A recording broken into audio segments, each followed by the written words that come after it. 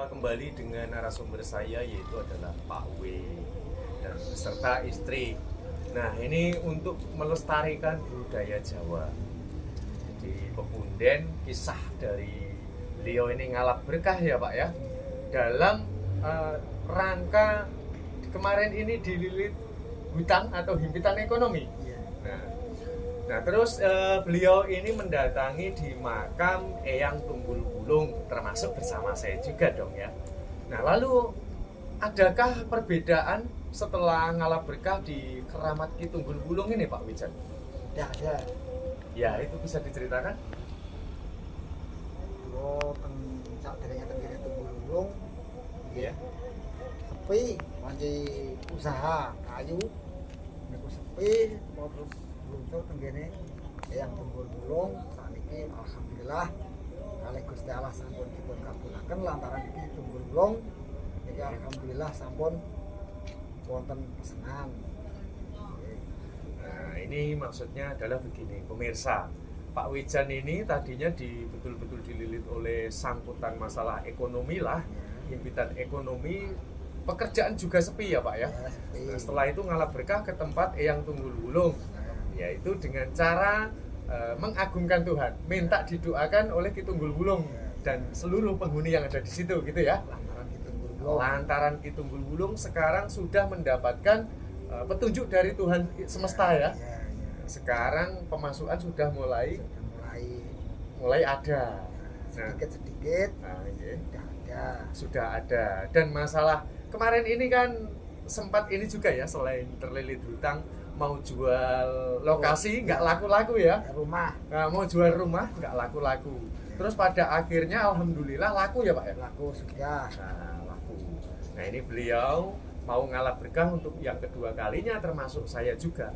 Ngalap berkah itu adalah dimana kita ingin mencari sebuah keberkahan, yaitu dengan cara sambung rasa, saling mendoakan antara kita yang masih ada dan yang sudah tiada, almarhum almarhumah dan seluruh danyang ataupun penunggu yang ada di situ, berikut seluruh ciptaan Tuhan semesta yang ada di lokasi tersebut. Sedikit pesan untuk orang yang mau ngalap berkah, mungkin untuk biar kelancaran rezeki, dagang tadinya sepi biar rame, itu rahasianya sampean ini bisa berhasil pada fase bisa dikatakan jauh lah dari dulu ya Pak ya. Nah ini rahasianya apa Pak? Ini ngeten rencang-rencang sedaya sing usahane sepi monggo kula aturi sowan wonten makamipun Eyang Tunggul Wulung. Nggih mungkin saged lancar anggen ku pados rezeki. Monggo para sedherek kula aturi jaroh tenggenipun makamipun Ki Tunggul Wulung. Kados kula saking Ngawi. Dari Ngawi.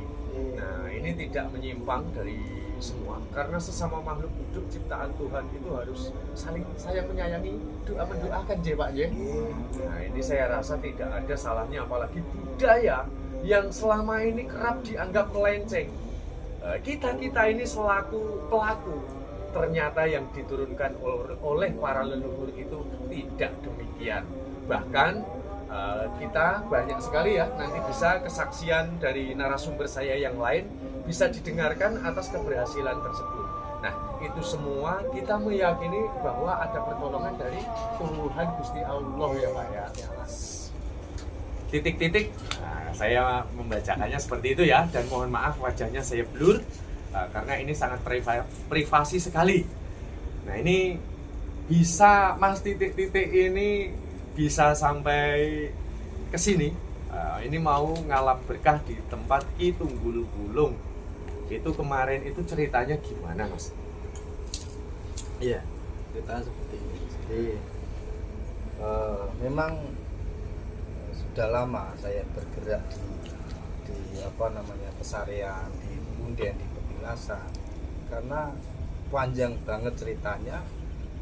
Jadi beberapa hal yang memang krusial bagi hidup saya, ada sebuah pertanyaan tanda tanya besar yang harus saya jawab, dan ekstrimnya Mas, sebelum saya bergerak mendatangi petilasan Pepunden itu, sebelumnya saya ke orang-orang atau sesepuh lah. Oke. Namun di situ saya tidak mendapatkan jawaban Dari sing jenengan cari. iya. Saya hanya mendapatkan nasihat, atau bahkan ada yang lebih ekstrim, saya mendapatkan ilmu yang agak ke kiri, agak negatif. Negatif ya, ke kiri artinya ya. Akhirnya saya memutuskan bahwa pertanyaan di hidup saya ini tidak ada yang bisa menjawab kecuali diri saya. Betul. Nah, saya kan manusia biasa, saya juga masih muda, makanya saya merasa jawaban itu ada di diri saya. Cuma saya tidak mencapai jawaban itu, makanya ekstrimnya saya sudah tidak percaya orang lah, katakanlah orang dalam tanda kutip itu. Makanya saya merasa bahwa jawaban saya ya ketika saya melakon itu artinya saya mengalah berkah ke punden, ke belik atau ke petilasan itu. Jadi, dan alhamdulillah saya mendapatkan beberapa jawaban di situ. Poin-poin. Jadi ada pertanyaan di hati, mungkin sejauh ini seperti yang sudah diungkapkan Masnya ini, katakanlah dalam keadaan terpuruk lah ya, dan itu sangat privasi sekali dalam kurung gitu ya Mas ya. Nah, saya menjelaskan. Nah, ini ngalah berkah ini dengan cara sambung rasa, saya langsung to the point. Jadi sudah nggak ada lagi yang ditutupi, karena bagi saya ini bukan sesuatu yang menyimpang. Karena sebuah silaturahmi antara kita yang masih ada dan yang sudah tiada almarhumah ini harus tetap selalu sinkron gitu ya. Jadi ketika nanti jikalau kita pun suatu saat ada reinkarnasi, kita bertemu dengan beliau, ini pun buatan pirang, sudah kita tidak malu karena kita sudah mencoba sambung rasa, mendoakan dan sebagainya. Ngerti ya Mas? Mas ini punya titah sendiri dari Tuhan semesta alam. Kenapa harus dipertemukan dengan kita? Nggih Mas ya?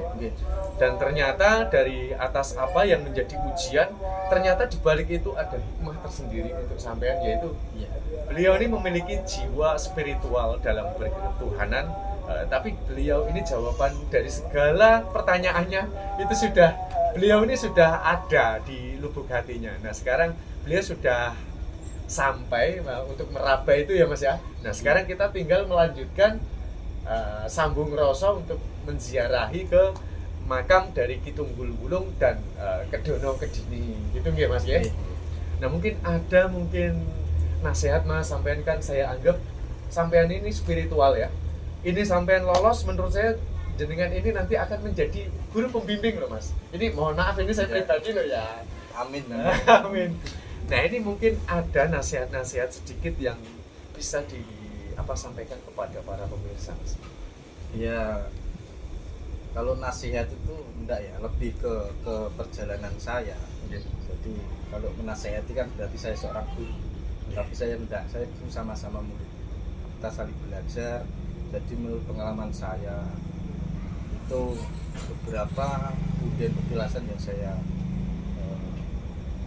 datangi itu cenderung 70-80% orang itu masih dengan logika dan pemikiran yang dulu. Nek bahasanya saya itu baula itu lawas. Jadi ketika kita ke punden, ke belik, ke petilasan, itu kita meminta kepada itu, padahal enggak. Secara tidak sengaja, mbuh diwenehi mbuh ora, itu leluhur kita ibaratkan itu adalah orang tua kita. Kalau kita meminta kepada Tuhan lewat orang tua kita, itu juga sama-sama berpunden. Jadi punden yang masih hidup adalah orang tua kita. Nah, tempat-tempat petilasan seperti ini saya anggap adalah orang yang dahulu dituakan, yang dulu punya linuwe, jedak dengan Tuhan, itulah. Jadi saya anggap perjalanan saya ini adalah birrul walidain. Jadi kedekatan saya dengan orang tua, bukti saya dengan leluhur. Dan saya tambahan sedikit Mas, kenapa saya sampai ke Kitunggul Wulung. Jadi ini juga mungkin apa yang saya ungkapkan tadi, jawaban ini semakin cepat, semakin jelas. Saya beberapa tempat itu sudah saya datangi, termasuk di Kitunggul Wulung yang ada di Sleman, Jakarta, juga sudah sampai sana. ini cerita sedikit ya tentang bagaimana saya itu masih muda kok malah rumati konoan. Seharusnya saya itu gitaran, nyanyi di jembatan dan Nongkrong ya. Malah saya gini. Nah, itu ada pertanyaan besar bahwa mungkin beberapa tetangga saya juga tahu bahwa saya itu ada dulunya tuh keluarga yang sangat-sangat besar.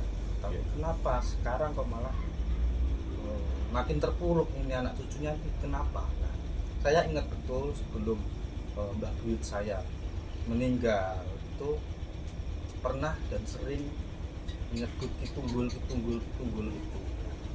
Apakah ini suatu kebetulan? Iya, apakah ini suatu kebetulan dan ini saya juga ungkap. Jadi pertama saya menghubungi Mas Pri ini tadinya di Kedono Kediri. Nah, ternyata oleh Mas Pri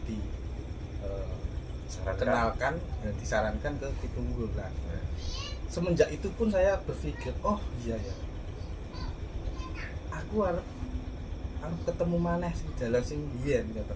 Ya. Jadi saya ke Tunggul Wulung yang di Sleman itu hampir 2017 yang lalu, saya masih belum menikah.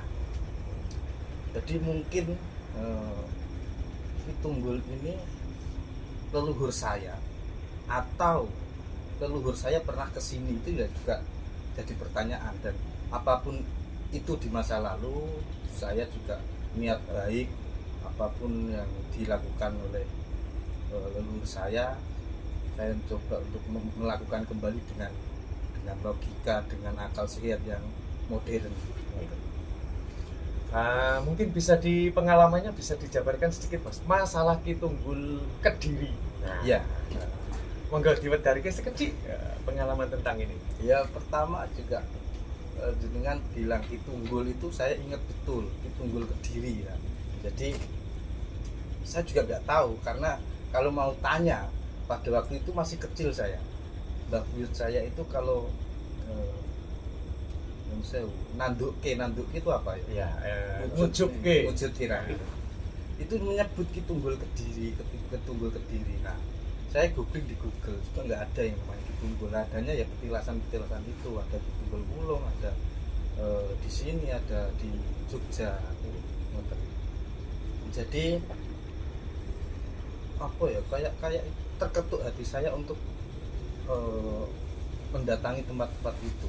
Jadi secara spesifiknya mungkin agak lebih saya perjelas, mungkin barangkali yeah. Si Mbae jenengan nanduke ataupun ketika berdoa menyebut Kitunggul Kediri itu karena beliau ini sosok seorang guru atau seorang yang linui, yang mungkin dekat, bisa dikatakanlah memiliki perilaku yang baik, dekat dengan Tuhan semesta gitu ya Mas ya. Yeah. Nah, apakah Kitunggul Wulung yang ada di Sragen ini ada kaitannya dengan Kitunggul yang ada yang disebut yang disebut Mbah Buyut ya, Kitunggul Kediri dan Kitunggul Wulung yang ada di Jogja.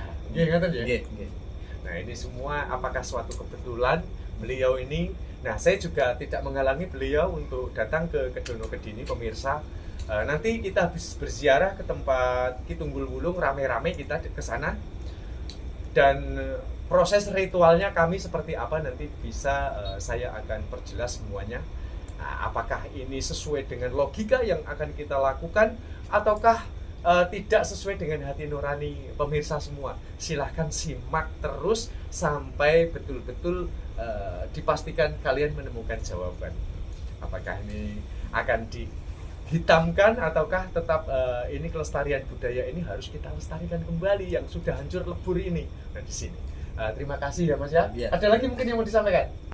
Ya, untuk teman-teman pemuda seumuran saya, jangan takut dianggap nyeleneh atau nyimpang lah. Jadi itu adalah sebuah bentuk kearifan lokal, itu adalah bentuk di mana leluhur kita berjaya di masa itu. Jadi saya juga sering kebetulan di tempat saya itu saya juga jadi tua dari organisasi. Saya sering menyampaikan begini Mas, jadi hidup ini akan lebih indah, hidup ini akan lebih berwarna jika kita mengenal hal-hal budaya dan hal-hal lain selain cinta. Luar biasa. Oke. Pemirsa, demikian sebuah edukasi. Kenapa kita bisa dipertemukan itu berawal dari memang Kedono Kedini. Beliau ini sebelumnya memang mengalami sebuah katakanlah cobaan hidup, dan beliau ini sharing terhadap saya karena melihat video tayangan yang ada di Kedono Kedini gitu ya Mas ya. Iya. Nah, kemudian ternyata setelah ditelisik kita ada kesinambungan energi bahwa ternyata beliau ini adalah larinya ke spiritual, tapi dibenturkan oleh Tuhan dengan persoalan hidup terlebih dahulu, gitu ya. Nggih Mas, betul. Iya. Salah nggak saya mengutarakan ini? Enggak. Benar ya? Iya. Nah, gitu. Nggih, matur suwun semuanya, rahayu rahayu.